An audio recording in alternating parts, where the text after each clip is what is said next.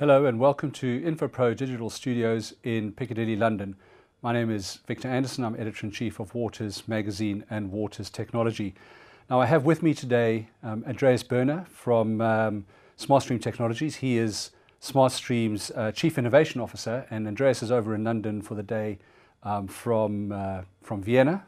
So he's kindly spending the day with us, or the afternoon with us in the studio. So Andreas, welcome and good to see you.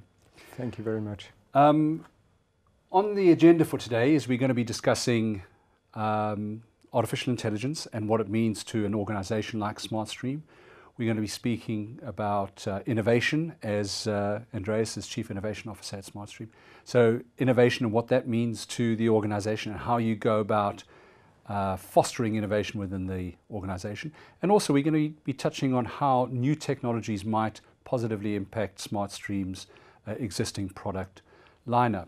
Now, this is the first of a two-part video series. The second will be following on fairly shortly after this one. Anyway, Andreas, as I mentioned, welcome, and you are Chief Innovation Officer at SmartStream and Head of SmartStream's Innovation Lab in Vienna. So can you tell me a little bit about the lab and the thinking behind the move to create such a center in Vienna? Well, I would say it all started when we had conversations with our clients. We understand that our clients have a high demand for cost efficiency, and they also need to increase their user experience, but also meet the regulations nowadays. And SmartStream is doing their best to support the clients, but now there's a new technology that is really great for applying, which is machine learning or AI. So the question now is, how do you really have innovation in a company like SmartStream? And you can see in other domains how they do it. For example, in the automotive industry, they have their production lines, they have to create cars, they have to deliver, they have commitments. So how can you do innovations when you have these commitments?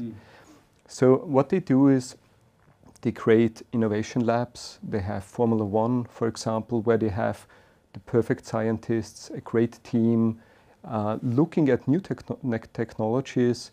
They create new technologies, and when it works, when they proved it worked, yes, they give it back to the lab. And this is also what we are trying to do, yes, which is very exciting to do these right, days. okay.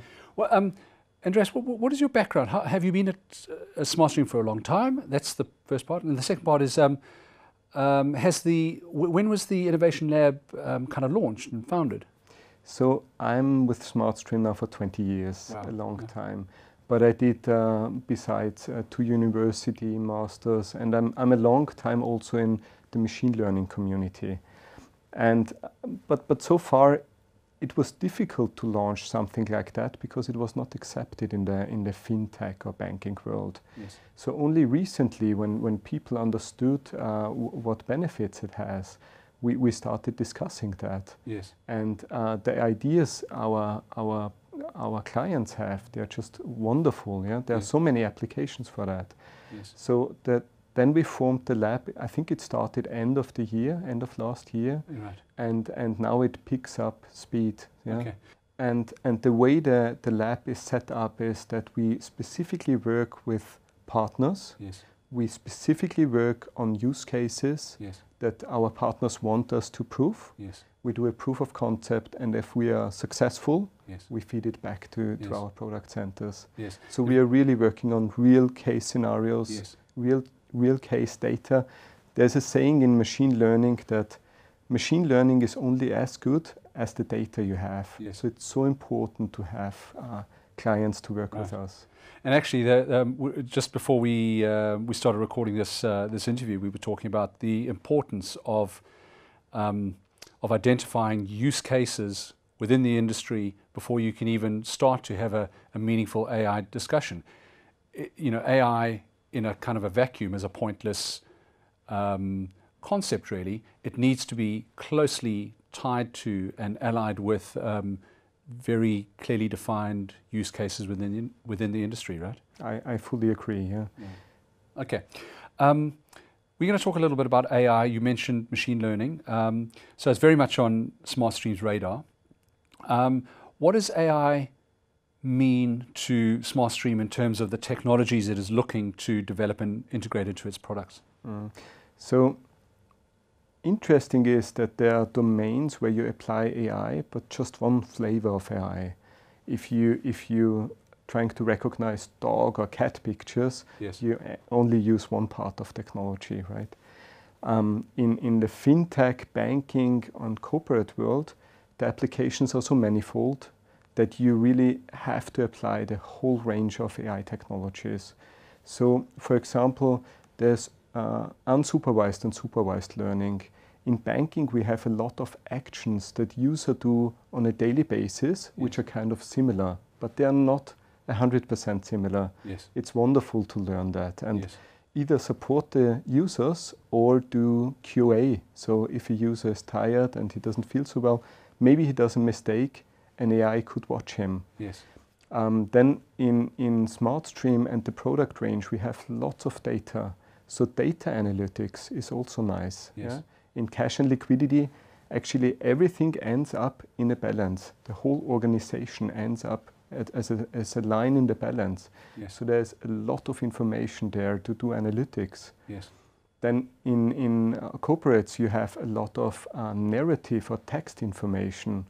When you receive an email, you want maybe to classify that email or assign it to a team. Yes. That's NLP or deep learning. Yes. So it's an interesting area because we touch everything. Yes. But also the skills you need in my lab Yes. are very difficult to find. Yes. You need mathematicians, you need computer scientists, data scientists that have touched all these technologies. Yes. And they are able to apply that to a real world scenario. Right. Is there currently a shortage of really skilled AI people who can also then understand the way the capital markets work as well?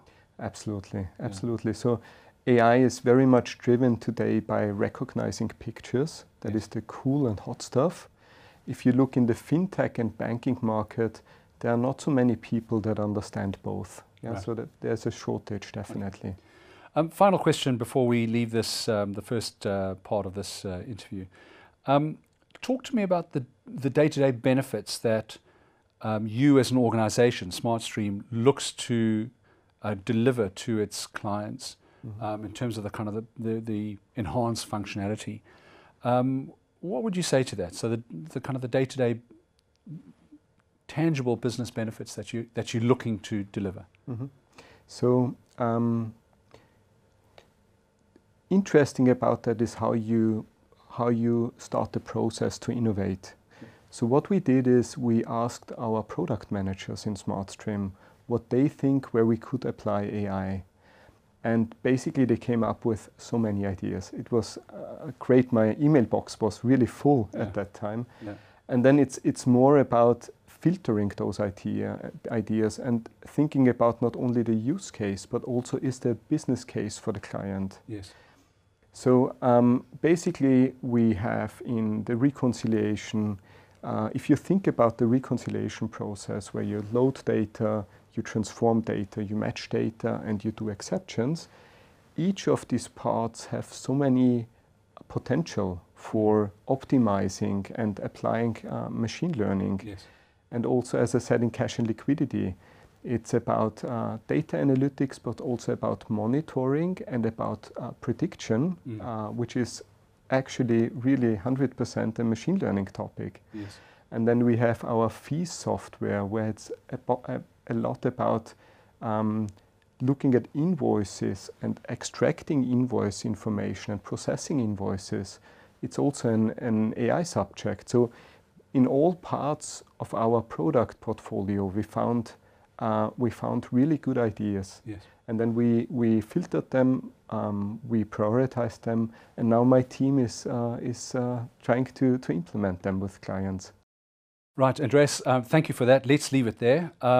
As I mentioned, this is the first of a two-part video interview series with Andreas Burner, who is Chief Innovation Officer at SmartStream Technologies. In the second part of this series, we're going to be looking at innovation and how SmartStream as an organization looks to foster innovation within the organization and then pass on those benefits to their clients. I look forward to catching up with you in part 2 of this series.